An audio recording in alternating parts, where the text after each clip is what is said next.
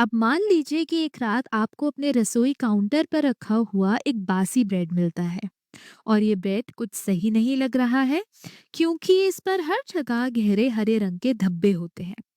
और जैसे जैसे दिन बीतते हैं आप देखते हैं कि ये धब्बे बढ़ने लगते हैं और पूरे तरह ब्रेड पर फैल जाते हैं।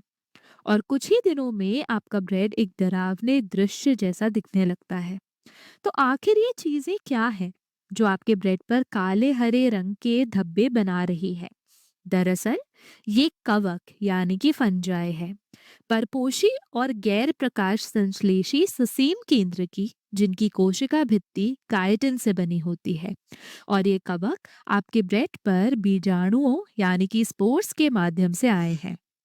ये बीजाणु जो इस ब्रेड पर आकर बसे और बाद में कवक में विकसित हो गए, और फिर ये परिपक्व हो चुकी कवक अंततः और अधिक बीजाणु बनाएगी जो वो आगे कहीं और जाकर उगने लगेंगे। लेकिन ये सब वास्तव में होता कैसे है, यही हम इस वीडियो में जानने वाले हैं। एक सामान्य कवक का जीवन चक्र काफी दिलचस्प होता है। अधिकांश कवक की शुरुआत या तो अलैंगिक यानी कि एसेक्सुअल या लैंगिक यानी कि सेक्सुअल बीजाणुओं के रूप में होती है। अब हम इन प्रकारों के बारे में कुछ समय बाद विस्तार से बात करेंगे, लेकिन अभी के लिए हम सिर्फ बीजाणुओं पर ध्यान केंद्रित करते हैं। तो ये बीजाणु वो छोटे प्रजनन कण होते हैं जो कठोर पर्यावरणीय परिस्थितियों के प्रति बेहद प्रतिरोधी होते हैं। जब परिस्थितियां अनुकूल हो जाती हैं तो ये बीजाणु विकसित होकर नई कवक बनाना शुरू कर देते हैं। अब ये विकसित हो रही कवक इन नलिकाकार रचनाओं को विकसित करती है, जिन्हें कवक तंतु यानी कि हाइफे कहा जाता है। अब ये कवक तंतु अंततः एक जाल जैसा बना लेते हैं, यानी कवक तंतु का पूरा नेटवर्क बनता है। और इस नेटवर्क को कवक जाल यानी कि माइसीलियम कहा जाता है। और इस प्रक्रिया को ठीक से पूरा करने के लिए इन कवक को बहुत अधिक पोषण की आवश्यकता होती है। संपूर्ण पोषण से इन कवक का विकास होता है। और जब ये कवक पूरी तरह से विकसित और परिपक्व हो जाते हैं तो वो अपने प्रजनन चरण में प्रवेश करते हैं, जो कई कवक में आमतौर पर दो चक्रों में होता है, अलैंगिक चक्र और लैंगिक चक्र। अलैंगिक चक्र के दौरान सबसे सामान्य प्रजनन विधि अलैंगिक बीजाणुओं के निर्माण के माध्यम से होती है, जो समसूत्रण यानी कि माइटोसिस के द्वारा उत्पन्न होते हैं। तो चलिए कुछ उदाहरणों पर करीब से नजर डालते हैं। अलैंगिक बीजाणुओं के कुछ उदाहरण हैं कुनिडिया और स्पोरेंजियोस्पोर। तो कुनिडिया को कवक तंतु के शीर्ष भाग में श्रृंखला के रूप में उत्पन्न किया जाता है। तो ये जो नीला भाग है ये कवक तंतु का शीर्ष है, और ये जो श्रृंखलाबद्ध संरचनाएं हैं ये कुनिडिया हैं। तो ये बिंदु जैसी दिखने वाली संरचनाएं वास्तव में बीजाणु हैं, ये कुनिडिया कहलाते हैं। स्पोरेंजियोस्पोर दूसरी ओर एक बंद संरचना में निर्मित होते हैं, जिसे बीजाणु कोश यानी कि स्पोरेंजियम कहा जाता है। तो ये जो संलग्न संरचना यहाँ दिखाई दे रही है इसे बीजाणु कोश कहते हैं। तो ये स्पोरेंजियोस्पोर इन्हीं बंद संरचनाओं या इन थैली जैसी संरचनाओं में बनते हैं, जिन्हें बीजाणु कोश कहा जाता है। और वास्तव में ये विशेषता केवल कुछ विशेष कवक में देखी जा सकती है। अब कुछ कवक को अलैंगिक प्रजनन के लिए बीजाणुओं की आवश्यकता नहीं होती।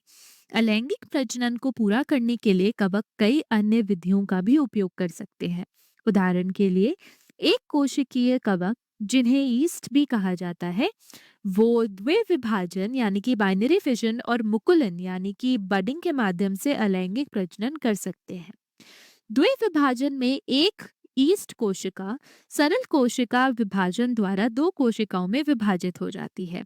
वहीं मुकुलन में ईस्ट कोशिका पर एक बाहरी वृद्धि यानी कि आउटग्रोथ या मुकुल यानी कि बड विकसित होती है, जो अंततः अलग हो जाता है और एक नई ईस्ट कोशिका में विकसित हो जाता है।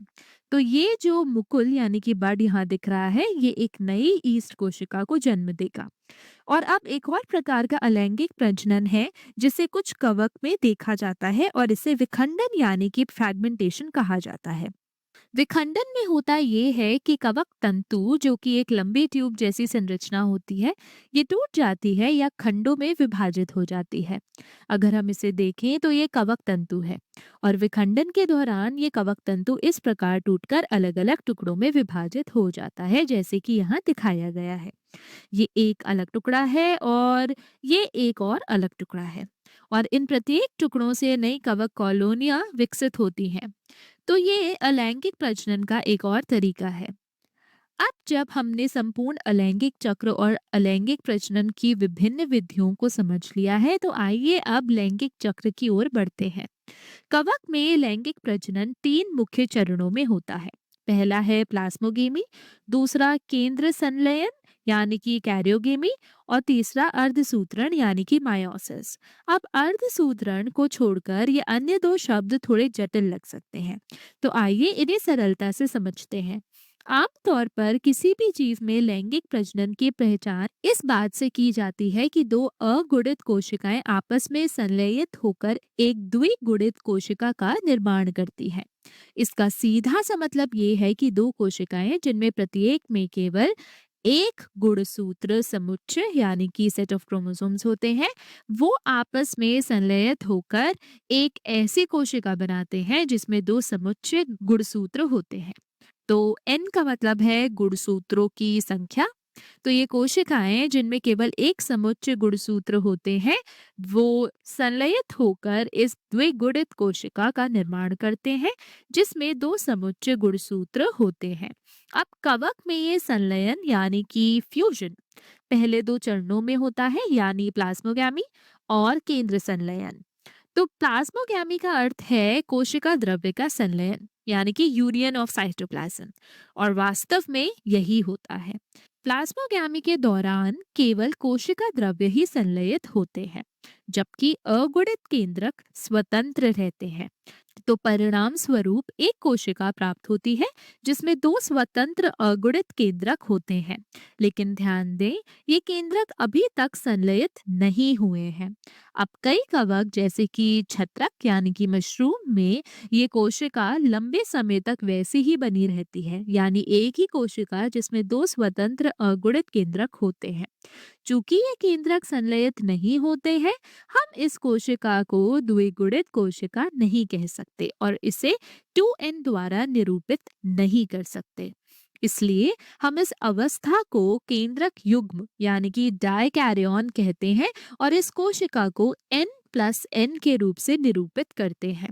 तो ये जो मध्यवर्ती अवस्था होती है जहां हमें ये n+n स्थिति देखने को मिलती है, इसे द्विकेंद्रक प्रावस्था कहा जाता है, और ये प्लाज्मोगेमी और केंद्र संलयन के बीच की मध्यवर्ती अवस्था होती है। कोशिका द्रव्य के संलयन के बाद अगला स्वाभाविक चरण केंद्रक का संलयन होता है, जिसे केंद्र संलयन यानी कि कैरियोगैमी कहा जाता है। एक बार ये संलयन पूरा हो जाने के बाद हमें एक द्विगुणित कोशिका या 2n कोशिका मिलेगी, और इस द्विगुणित कोशिका को युग्मनज यानी कि जाइगोट कहा जाता है। केंद्र संलयन के बाद अगला चरण अर्धसूत्रण यानी कि मायोसिस होता है। तो अब ये द्विगुणित युग्मनज अर्धसूत्रण से गुजरेगा और अगुणित संतति कोशिकाएं बनाएगा। ये अगुणित संतति कोशिकाएं अंततः बीजाणुओं में परिवर्तित हो जाती हैं, या फिर छत्रक जैसे कवकीय संरचनाओं के अंदर बीजाणु निर्माण संरचनाओं में विकसित होती हैं। और हाँ, ये बीजाणु लैंगिक बीजाणु होते हैं क्योंकि ये लैंगिक चक्र के माध्यम से उत्पन्न होते हैं। अब कुछ लैंगिक बीजाणुओं के उदाहरणों में शामिल हैं बेसिडियम बीजाणु और एस्कस बीजाणु, जिन्हें हम अंग्रेजी में बसीडियोस्पोर्स और एस्कोस्पोर्स कहते हैं। वैसे बसीडियम बीजाणु वो बीजाणु हैं जो छत्रक में पाए जाते हैं। अब ये सभी कवक बीजाणु, चाहे वो लैंगिक हों या अलैंगिक, वो वायु में फैल जाते हैं और तब तक निष्क्रिय रहते हैं जब तक उन्हें एक उपयुक्त स्थान और अनुकूल वातावरण नहीं मिल जाता। ठीक वैसे ही जैसे हमारे प्रिय ब्रेड के टुकड़े पर हुआ था, ये ब्रेड बीजाणुओं के लिए बिल्कुल सही स्थान साबित हुआ, इसलिए वो वहां उगने लगे। और यही वास्तव में एक कवक का जीवन चक्र होता है।